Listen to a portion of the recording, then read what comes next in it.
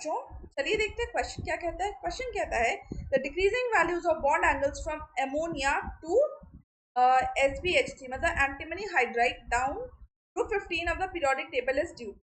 हमें बताना है कि अगर मैं जब NH3 से SbH3 जाती हूँ तो हमारा बॉन्ड एंगल डिक्रीज क्यों करता है, ये हमारा बॉन्ड एंगल डिक्रीज क्यों करता है। बच्चों देखो, इसको हम ऐसे समझ सकते हैं। पहली बात, जो हमारा अमोनिया होता है ना बच्चों, ये हमारा होता है sp3 हाइब्रिडाइज। ये होता है हमारा sp3 हाइब्रिडाइज। कैसे आता है देखो, अमोनिया के पास एक लोन पेयर है, यहाँ पे एक हाइड्रोजन है, यहाँ एक हाइड्रोजन है, यहाँ एक हाइड्रोजन है, ठीक है। इसका मतलब ये रहा एक लोन पेयर प्लस 3 हमारा सिग्मा बॉन्ड, इसका मतलब ये हो गया 4। शेरिक नंबर 4 है, इसका मतलब ये क्या आएगा हमारा sp3 हाइब्रिडाइज। ओके, ऐसे पता करते हैं। तो अमोनिया के ऊपर तो लोन पेयर है ही, लेकिन अगर मैं pH3 की बात करूं, देखो सारे के सारे लिख लेते हैं पहले, सारे के सारे लिख लिए हमने। अमोनिया, pH3, फॉस्फोरस, फॉस्फाइन या फिर फॉस्फोरस हाइड्राइड, देन ये क्या होता है ASH3, ये क्या होता है SbH3, ये क्या होता है BiH3। तो जब मैं थर्ड पीरियड से अगर मैं देखूं, अगर ये थर्ड पीरियड ऑनवर्ड्स अगर मेरा जा रहा है मेरा डाउन द ग्रुप, ठीक है, तो फिर क्या होता है बच्चों, वहां पे एक रूल हम लोग फॉलो करते हैं जिसको हम लोग कहते हैं ड्रोगोस रूल। क्या कहते हैं हम लोग इसे, ड्रोगोस रूल। तो अगर कोई एलिमेंट थर्ड पीरियड या उससे ज्यादा का है, ठीक है, 14-15 तरीके से अगर ग्रुप्स का है, और क्या होनी चाहिए कंडीशन, जो सराउंडिंग एटम की इलेक्ट्रोनेगेटिव होती है, electronegativity that should be less than 2.5, ठीक है। और सेंट्रल एटम पर क्या होना चाहिए, lone pair. Lone pair is a must, ये आपका होना चाहिए। तो ऐसा जो भी कंपाउंड होता है वो क्या होता है, वो हमारा ड्रोगोस रूल फॉलो करता है। और ड्रोगोस रूल क्या कहते हैं, ऐसे जितने भी कंपाउंड ये वाली कंडीशन सेटिस्फाई करेंगे वो हाइब्रिडाइजेशन में पार्ट नहीं लेंगे, वो हाइब्रिडाइजेशन में पार्ट नहीं लेंगे, उनके ऑर्बिटल्स में मिक्सिंग नहीं होने वाली है, ठीक है। तो अगर मैं pH3 देखूं तो देखो ये थर्ड पीरियड का है, सेटिस्फाइड। फॉस्फोरस के ऊपर लोन पेयर होता है, सेटिस्फाइड। हाइड्रोजन का इलेक्ट्रोनेगेटिविटी कितना होता है बच्चों, इट इज अराउंड 2.1, ये पता होनी चाहिए, ये बहुत मतलब इंपॉर्टेंट होता है ये वाला, कुछ कुछ वैल्यूज हाइड्रोजन, ये कार्बन, ये सबकी पता होनी चाहिए।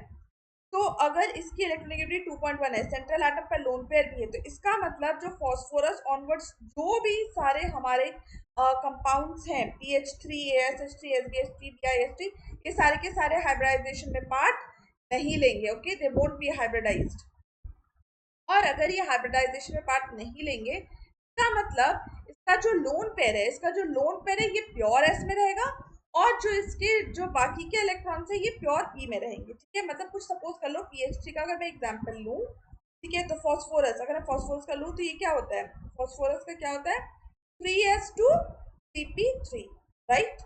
ये वाला ये प्योर एस में रहेगा, और वो ये जो पी है ये प्योर पी में ही रहेंगे, ये प्योर पी में ही रहेंगे, ये मिक्स नहीं होने वाले। तो इसका क्या होता है, ये काइंड ऑफ 100% पी कैरेक्टर हो गया। ये जो भी बॉन्ड्स फॉर्म करेगा ये 100% पी कैरेक्टर के होंगे।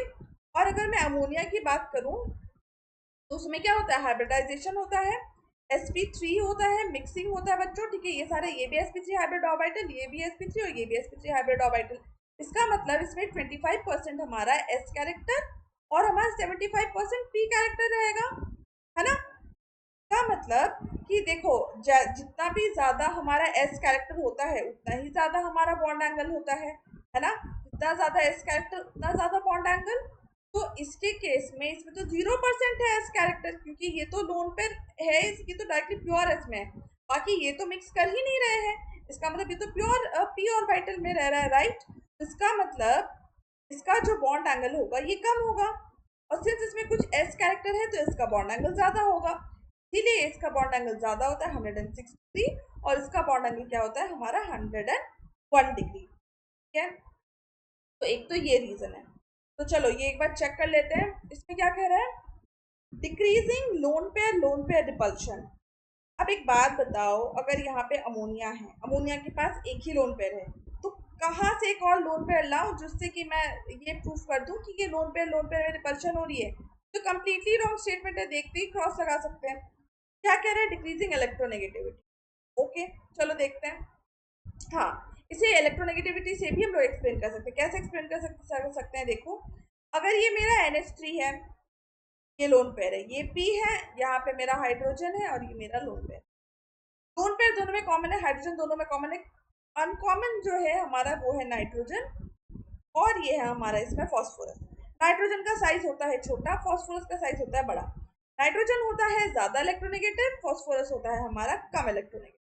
तो अगर ये ज्यादा इलेक्ट्रोनेगेटिव है तो ये जो बॉन्ड पेयर के जो इलेक्ट्रॉन्स हैं ये तो अपनी तरफ खींच लेगा, है ना। जितने भी क्या कहते हैं, इस जो बॉन्ड पेयर का जो भी इलेक्ट्रॉन ये अपने तरफ खींचने की कोशिश करे, अगर ये खींचा, इससे क्या होगा, इससे क्या होगा बताओ।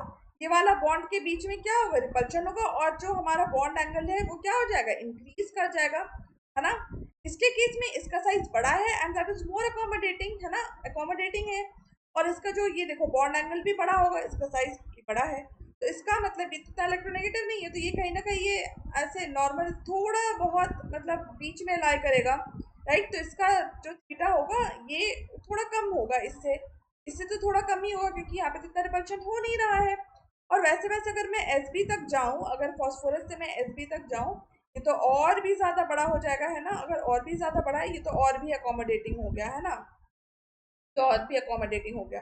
तो इससे क्या हो जाएगा, देखो इसका थीटा जो है, इसका जो हमारा थीटा है ये और भी डिक्रीज कर जाएगा, है ना, इसका थीटा और भी डिक्रीज कर जाएगा। तो इसीलिए मैं कह सकती हूँ कि डिक्रीजिंग इलेक्ट्रोनेगेटिविटी, जैसे जैसे इलेक्ट्रोनेगेटिविटी डिक्रीज कर रही है हमारा बॉन्ड एंगल भी घट रहा है, तो ये वाला ऑप्शन भी करेक्ट है। अगर 3 की देखें तो ये क्या है, इंक्रीजिंग बॉन्ड पेयर रिपल्शन। हाँ बच्चों, बॉन्ड पेयर में रिपल्शन हो रहा है, पर ये तो डायरेक्टली ये मतलब इसका मतलब इंटरप्रिटेशन हो गया ना ऐसे। मेन रीजन क्या है, मेन रीजन है हमारा डिक्रीजिंग इलेक्ट्रोनेगेटिविटी। इलेक्ट्रोनेगेटिविटी घट रही है तभी तभी यहाँ पे रिपल्शन मतलब इंक्रीज हो रहा है इनके बॉन्ड पेयर के इलेक्ट्रॉन्स के बीच में, तब जाके इसके बॉन्ड पेयर में क्या हो रहा है। एक्चुअली में ये बॉन्ड पेयर का रिपल्शन भी नहीं कहेंगे इसको, इलेक्ट्रॉन से जो इस बॉन्ड पेयर के, है ना, उसके बीच में एक्चुअल रिपल्शन हो रहा है, ठीक है। तो ये वाला कंप्लीटली करेक्ट नहीं है बच्चों। ऑप्शन 4 देखें तो ये क्या है, decreasing p orbital character in sp3। तो पहली बात बच्चों, ये इसमें जो sb और p और ये सब ऑनवर्ड्स है, इसमें तो पहली बात sp3 हाइब्रिडाइजेशन होगी नहीं, है ना, होगी नहीं। और अगर एक बार के लिए हमने मान भी लिया, चलो अगर थोड़ा बहुत अगर मान भी लेते हैं जो कि होता नहीं है, तो इसमें डिक्रीजिंग पी कैरेक्टर नहीं है, ये इंक्रीजिंग पी कैरेक्टर है ना। फिर जैसे जैसे मैं इधर जाते जाऊंगी उसमें पी कैरेक्टर इंक्रीज होता जाएगा, पी ऑर्बिटल कैरेक्टर। तो ये तो कंप्लीटली इनकरेक्ट है, sp3 हाइब्रिडाइजेशन में देखना ही नहीं, यहाँ पे होगा ही नहीं, ये तो पहले ही कट कर दो। तो डिक्रीजिंग नहीं, इंक्रीजिंग पी ऑर्बिटल कैरेक्टर, तो ये भी इनकरेक्ट है। So the correct option of our question is option 2. I hope you understood the concept. All the best बच्चों।